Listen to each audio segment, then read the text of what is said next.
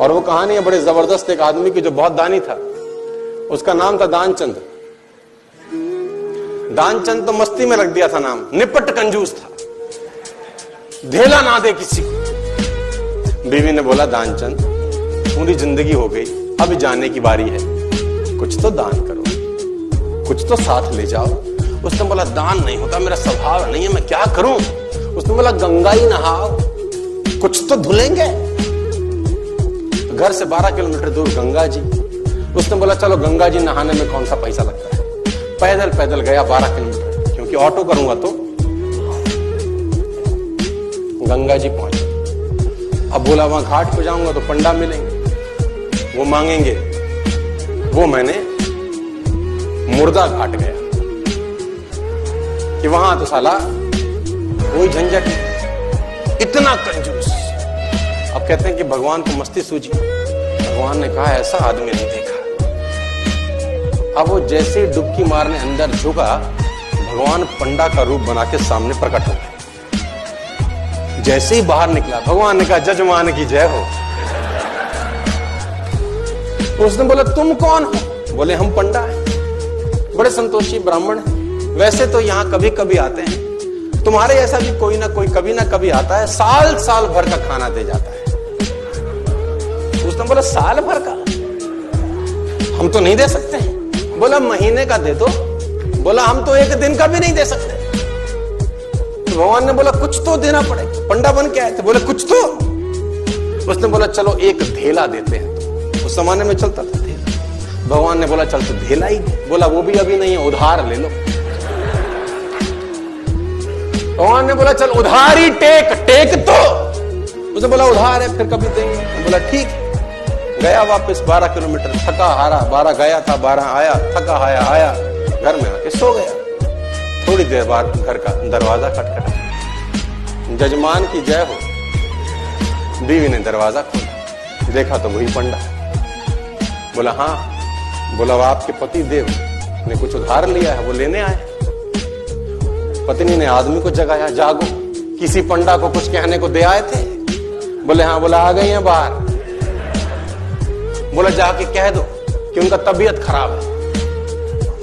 अब कंजूसी देखो। अब वो जाके बोली उनकी तबीयत बहुत खराब है।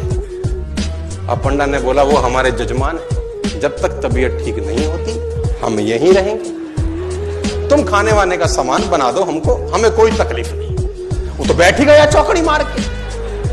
अब बीवी फिर अंदर गई, बोली वो तो बैठ ही गए। उसने बोला जाके कह दो कि मर गए।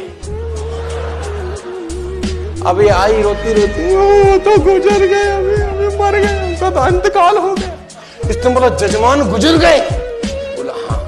बोला तुम कहां गांव में जाके अकेली औरत खबर करोगी, हम खुद ही खबर कर देते। बाहर गए और जब तक तो वो रोकती तब तक तो बताए सबको कि दानचंद गुजर गया।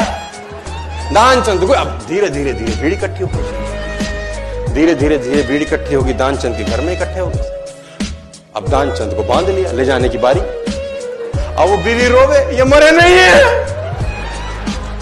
लोगों ने बोला ये तुम्हारा मोह है, ऐसा तुम्हारा मोह है, सबको होता है।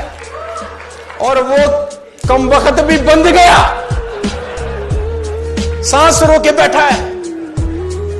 अब उसको ले जाने लगे, राम नाम सत्य है, और वो भी चल पड़ा। इतना निपट कंजूस, चिता पे रख दिया।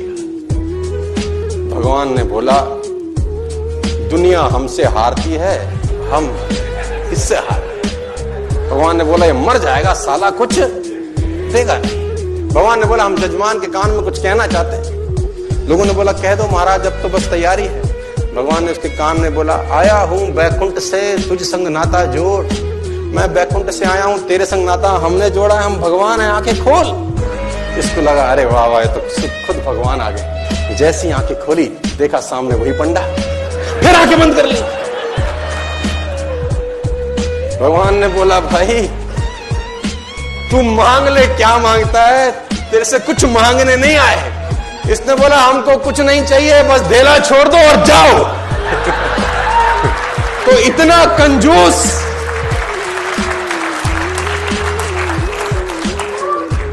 कंजूस बाप को मरती हुई हालत में देखकर बेटे ने बुलवा लिया और 2 गुना बड़ा कफन सिलवा लिया। कंजूस बाप को मरती हुई हालत में देखकर बेटे ने बुलवा लिया और 2 गुना बड़ा कफन सिलवा लिया कि बाप ने जिंदगी बड़ा दर्द सहा, ना ठीक से पहना ना ठीक से खाया, अब कम से कम मन भर के उड़ा तो सकूंगा कफन। कहते हैं कान में पड़ते ही बेटे की बात बापूजी ने खोली धीरे से आंख, बोले बेटे ठीक नहीं है तेरी मर्जी, क्यों करता है फिजूल खर्च? इस कफन के आधे कपड़े से मेरी लाश ढकना, आधा संभाल के रखना, कपड़ा है रखा रहेगा, खराब नहीं जाएगा, तू जब मरेगा तेरे काम आएगा। इतनी कंजूसी।